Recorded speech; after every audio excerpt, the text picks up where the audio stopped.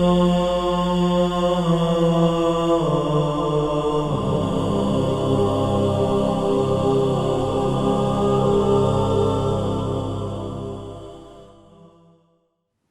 باللہ من الشیطان الرجیم بسم اللہ الرحمن الرحیم الحمد للہ رب العالمین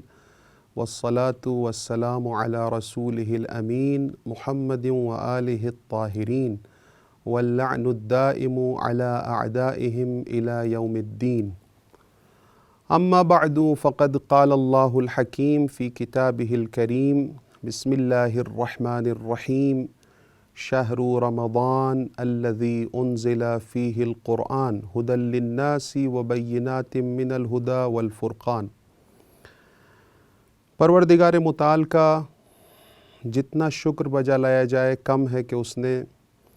ہمیں یہ ایک اور موقع فراہم کیا کہ ہم اس کی عظیم کتاب کی تعلیمات کے سلسلے میں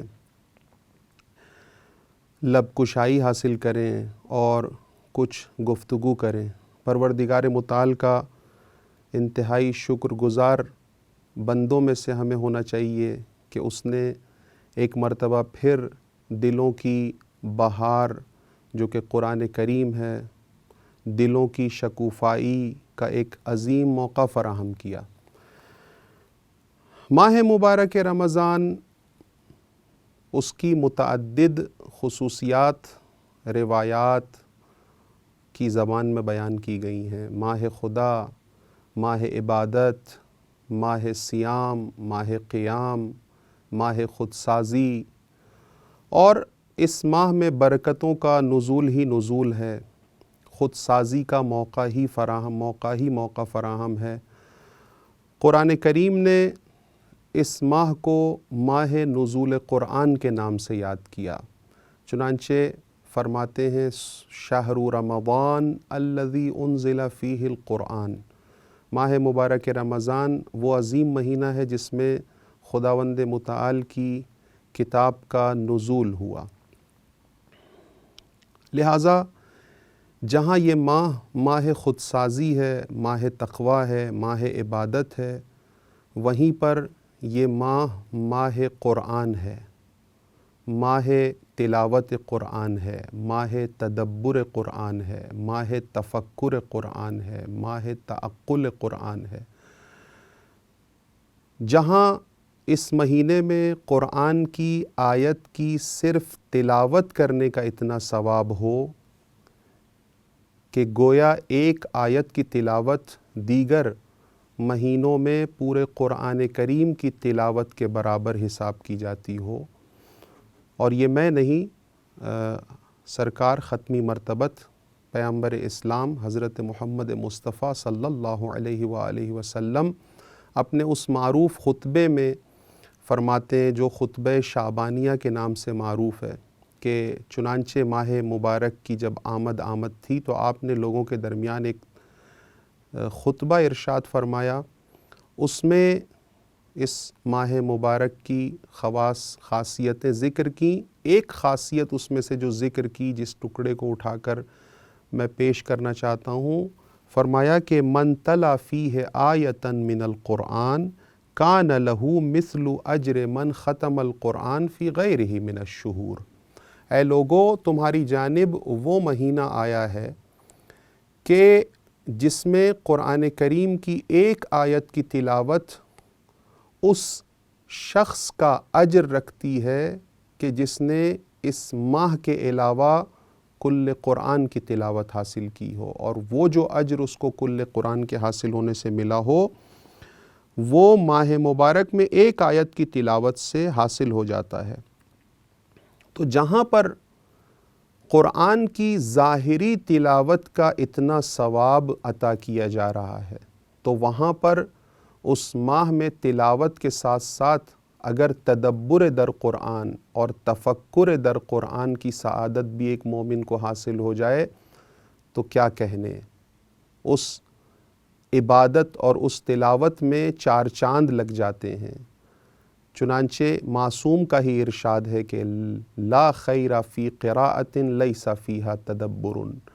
کہ اس تلاوت کا اتنا فائدہ نہیں ہے کہ جتنا جو اس تلاوت کا وہ فائدہ نہیں ہے جو تلاوت کا تدبر کے ساتھ فائدہ ہے، وہ خالی تلاوت کا فائدہ نہیں ہے۔ چنانچہ امام باقر علیہ السلام فرماتے ہیں کہ لِكُلِّ شَيْءٍ رَبِيعٌ وَرَبِيعُ الْقُرْآنِ شَهْرُ رَمَضَانِ، کہ اے لوگو ہر چیز کی ایک بہار ہوتی ہے اور قرآن کی بہار ماہ مبارک رمضان ہے۔ اگر یہ طبیعت والی بہار مردہ زمین کو جس طرح سے تجدید حیات بخشتی ہے، اسی طریقے سے قرآن کریم کی حیات جو مومنوں کے دلوں میں ہے، اس قرآن کریم کو تجدید حیات ماہ مبارک رمضان میں ملتی ہے۔ جس طرح سے کل تک جو زمین مردہ لگتی تھی اور بہار کے آنے کے بعد اس میں حیات کے آثار رونما ہونا شروع ہو جاتے ہیں، اسی طرح سے جب قرآن کریم جب ماہ مبارک رمضان آتا ہے تو یہ قرآن کریم مردہ دلوں کو، زنگار لگے ہوئے دلوں کو زندہ کرنا شروع کر دیتا ہے۔ امیر المومنین کا چنانچہ نہج البلاغہ میں ارشاد ہے کہ تعلموا القرآن، اے لوگو قرآن کو سیکھو، فإنہ احسن الحدیث، دیکھو قرآن سب سے بہترین سخن الہی ہے، وَتَفَقَّهُ فِيهِ، اور اس میں غور و فکر کرو، اس کی آیات میں تفکر اور تدبر کرو، فَإِنَّهُ رَبِيعُ الْقُلُوبِ، یہ دلوں کی بہار ہے، دل اس سے زندہ ہو جایا کرتے ہیں، دلوں کی تجدید حیات اس قرآن کریم سے حاصل ہوتی ہے۔ اسی لیے اس ماہ کو ماہ سیام کے علاوہ ماہ تلاوت قرآن، ماہ تدبر قرآن، ماہ تفکر قرآن بھی کہتے ہیں۔ سزاوار ہے ہم مومنین کے لیے کہ قرآنی محافل کے انعقاد کو ہم یقینی بنائیں، کم سے کم اس ماہ مبارک رمضان میں ہماری کوشش یہ ہو، خاص کر یہ جو آج کل جو اس وائرس کی وجہ سے جو محدودیتیں لازم آ رہی ہیں، کم سے کم ہم اتنا ضرور کر سکتے ہیں کہ اپنے گھروں کو قرآنی محافل سے نورانی بنا سکتے ہیں۔ اعضائے خانوادہ ایک ساتھ مل کے بیٹھیں، قرآن کی ایک صفحے کی تلاوت، ایک جز کی تلاوت، جتنا بھی میسر ہو سکے، جتنا بھی ممکن ہو ان کے لیے قرآنی محافل کے انعقاد کو یقینی بنایا جائے۔ کیونکہ یہ وہ ماہ ہے کہ جس میں قرآن کریم تجدید حیات کا تحفہ لے کے آ رہا ہے آپ کے گھروں تک، آپ کے دلوں تک۔ امیر المومنین نہج البلاغہ میں خالی یہ ارشاد نہیں فرما رہے ہیں کہ خالی قرآن کی تلاوت کرو، فرماتے ہیں تفقہوا فیہ، قرآن کریم میں غور و فکر کرو، فإنہ ربیع القلوب۔ اسی سلسلے میں ہم نے اس سال ماہ مبارک رمضان میں ایک قدم بڑھانے کی کوشش کی ہے کہ جس میں ہم انوار قرآنی کے سلسلے میں، انوار قرآنی کے عنوان سے ہم قرآن کریم کی تعلیمات سے انس پیدا کرنے کو